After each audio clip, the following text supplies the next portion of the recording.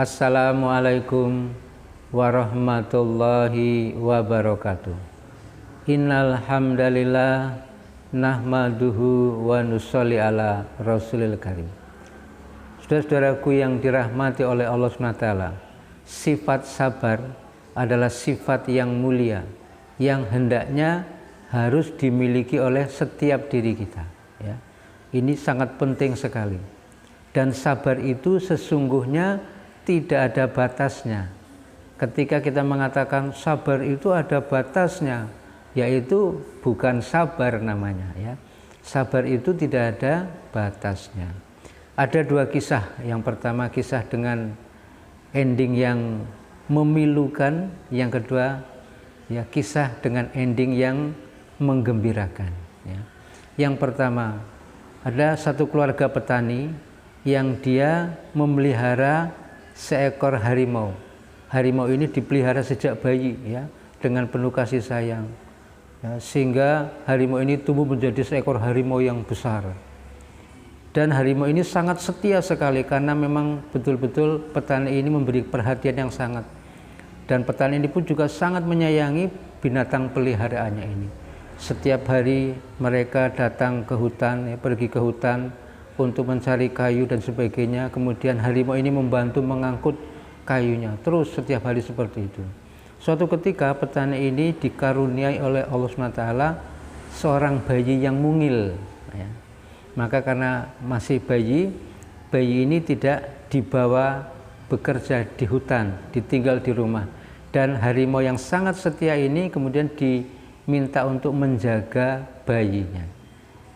Setelah itu petani dan istrinya berangkat ke hutan sebagaimana biasa mencari kayu dan kebutuhan-kebutuhan yang lain. Tidak berapa lama datanglah seekor ular yang sangat besar yang menuju ke rumahnya, masuk ke dalam rumah dan hendak memangsa bayi ini. Ya, harimau ini melihat ada seekor ular yang hendak memangsa bayi, kemudian dengan sigap, ya, diserangnya itu ular. Maka terjadilah pertempuran hebat antara harimau dan ular, ya. Harimau ini sempat dilibat oleh ular dan keduanya berperang, ya.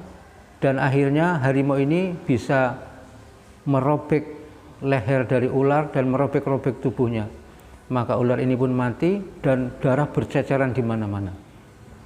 Sampai bayi ini pun juga ya terkena ceceran darah yang banyak dari ular ini. Setelah itu harimau kemudian melihat anaknya petani ini berlumuran darah dari ular. Harimau ini merasa iba kasihan, kemudian dibersihkan, ya, dijilati sampai bersih. Tiba-tiba petani ini datang, ya. Dari kejauhan dia melihat bahwa mulut harimau itu penuh dengan darah, ya, berceceran darah, berlumuran darah di mulutnya. Dan dia lihat harimau ini kemudian menjilati anaknya. Maka tanpa berpikir panjang, ya, petani ini kemudian berpikir bahwa ternyata harimau ini, ya, yang sejak kecil setia sekarang telah berubah sifat menjadi hewan yang ganas, ya.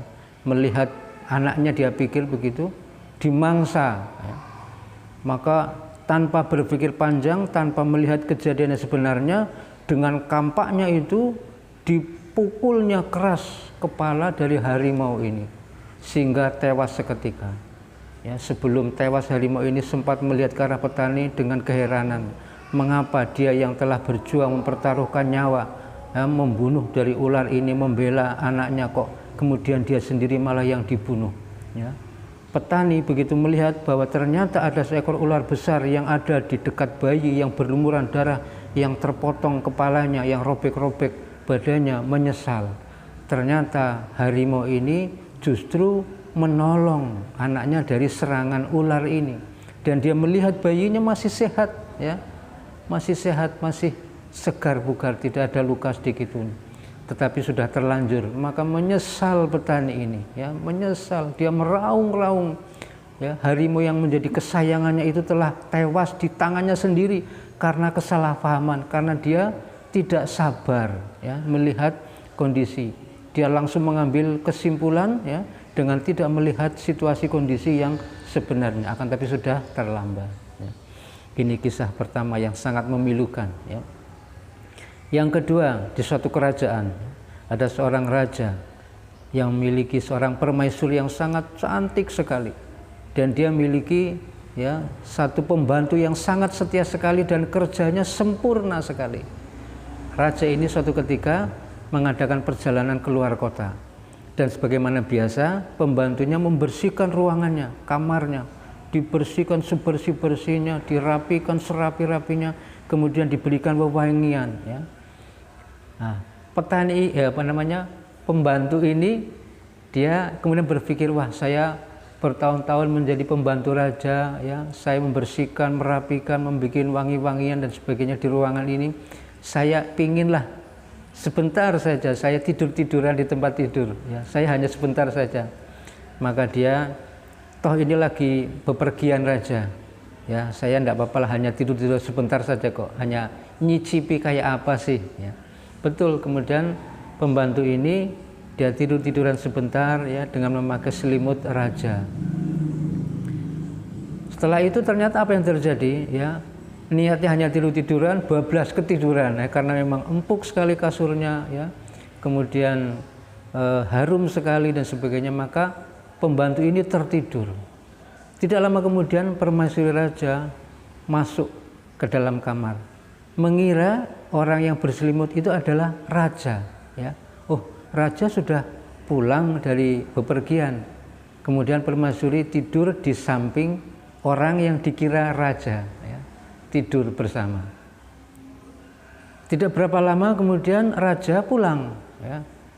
Dan sebagaimana biasa raja kemudian masuk ke dalam kamar. Betapa terkejutnya raja melihat bahwa permaisuri raja tidur bersama laki-laki lain ya. Maka raja dalam benaknya, oh begini ternyata ya, jadi ini yang dikerjakan oleh istriku ketika saya sedang bepergian. Oh, berarti begini yang dikerjakan ya. Selama ini saya telah ditipu sama permaisuri ya. Selama ini saya telah dikhianati sama permaisuri.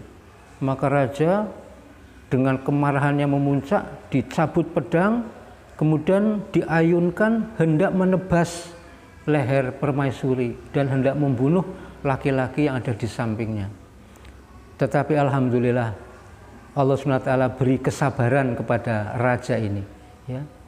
Dia kemudian berpikir sejenak, sebelum saya mengambil keputusan saya akan bermusyawarah. Kemudian raja tidak jadi memenggal permaisuri, disarungkan kembali pedangnya. Raja pelan-pelan keluar dari kamar dan menemui Perdana Menteri, menyampaikan apa yang dilihat oleh mata kepalanya sendiri. Perdana Menteri kemudian menyarankan, begini, wahai Baginda, engkau bangunkan dulu permaisuri, pelan-pelan, jangan sampai membangunkan laki-laki itu. Kemudian nanti Baginda akan tahu bagaimana yang sebenarnya telah terjadi. Betul, kemudian raja dengan perlahan-lahan, dengan lembut membangunkan permaisuri. Begitu permaisuri bangun melihat bahwa ternyata Baginda ada di sampingnya, kaget, loh, lalu siapa ini? Baginda, siapa ini? Barulah tahu kemudian, oh, kamu tidak tahu toh siapa yang ada di selimut itu? Saya tidak tahu, demi Allah Baginda, saya tidak tahu. Kemudian dengan perlahan-lahan ya dibangunkan laki-laki yang ada di selimut itu. Ternyata pembantunya ya. Maka raja, oh, ditanya, kenapa seperti ini? Oh, ampun Baginda, ampun Baginda. Saya semula hanya ingin tidur-tiduran sebentar, ingin menikmati sebentar.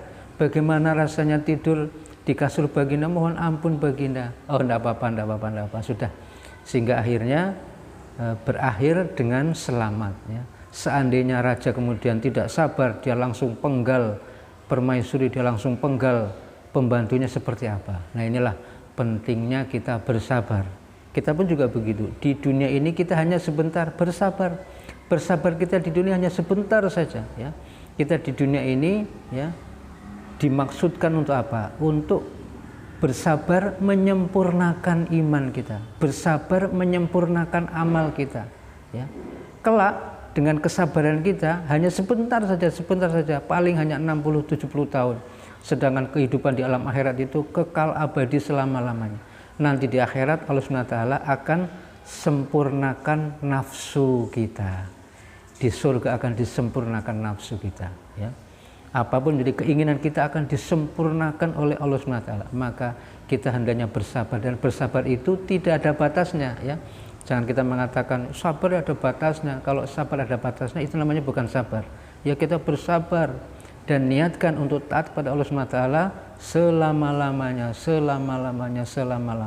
Insya Allah Allah SWT akan kekalkan kita dalam kenikmatan selama-lamanya. Insya Allah. Assalamualaikum warahmatullahi wabarakatuh.